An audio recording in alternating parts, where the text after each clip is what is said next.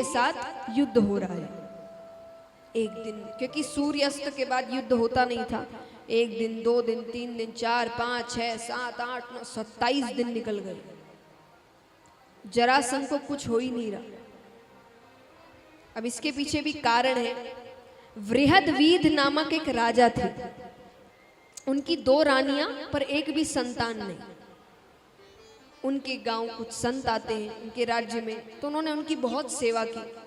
संत को पता चलता है कि इसकी संतानें नहीं है, तो उन्होंने एक फल दिया। अब संत को नहीं पता कि इसकी 2 रानियां हैं, उन्होंने एक फल दिया कि अपनी पत्नी को खिला दे, संतान हो जाएगी। उन्होंने दोनों पत्नियों से कहा, तो उन्होंने आधे आधे फल खा लिए। 9 महीने बाद दोनों को आधे आधे बालक हुए, यानी मरे हुए। एक हिस्सा एक को हुआ और एक हिस्सा अब रात्रि में हुआ। तो राजा डर गए, उनको लगा प्रजा को पता चल गया कि ऐसी संतान हुई है, प्रजा पता नहीं क्या सोचने लग जाए कि राजा पापी है, पाप का दंड मिला है। तो उसने रातों रात वो 2 हिस्से जंगल में फेंक दिए।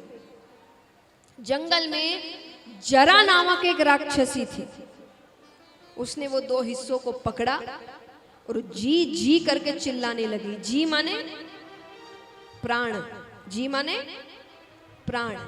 वो जी जी करते करते उन दोनों हिस्सों को जोड़ देती है, जोड़ते ही उसमें प्राण आ जाते हैं।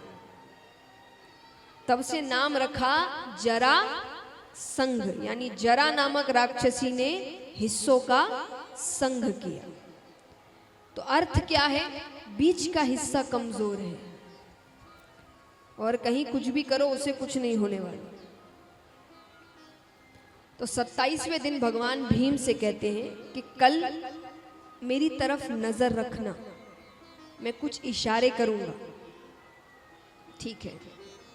भीम जाते हैं, युद्ध आरंभ होता है। अब भीम भूल गए, वो युद्ध करे जा रहे हैं, करे जा रहे हैं। भगवान देखे कि अब तो शाम होने का समय हो रहा है, फिर युद्ध खत्म हो जाएगा, फिर एक और दिन व्यर्थ हो जाएगा। तो भीम का ध्यान अपनी ओर आकर्षित करने के लिए भगवान जोर से चिल्लाते हैं, अहो भीम, अहो भीम।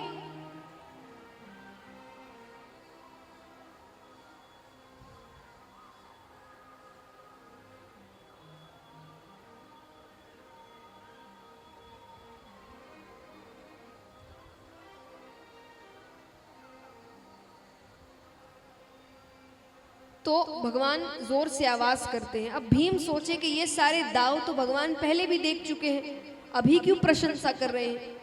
फिर उसे याद आता है कि अपनी ओर देखने को कहा था मुझे। भीम भगवान की ओर देखते हैं। भगवान ने एक छोटी सी टहनी उठाई, उसको बीच से पकड़कर चीर दिया। भीम तुरंत मुंह घुमाते हैं, जरासंध के पैरों को पकड़ते हैं और दोनों पैरों को पकड़कर चीर देते हैं। चीर के फेंक देते, फेंक दिए, वो फिर जुड़ गए। भीम फिर भगवान की ओर देखे, भगवान कहते पहले ही पूरा देख लेता, इतनी जल्दी है मुंह घुमाने की। भगवान ने फिर छोटी सी टहनी उठाई, उसको बीच से चीरते हैं और 2 विपरीत दिशाओं में फेंकते हैं। अब भीम ने पैरों को पकड़ा और चीरते हुए दोनों को 2 विपरीत दिशाओं में फेंका, क्योंकि वो सामने नहीं आने चाहिए।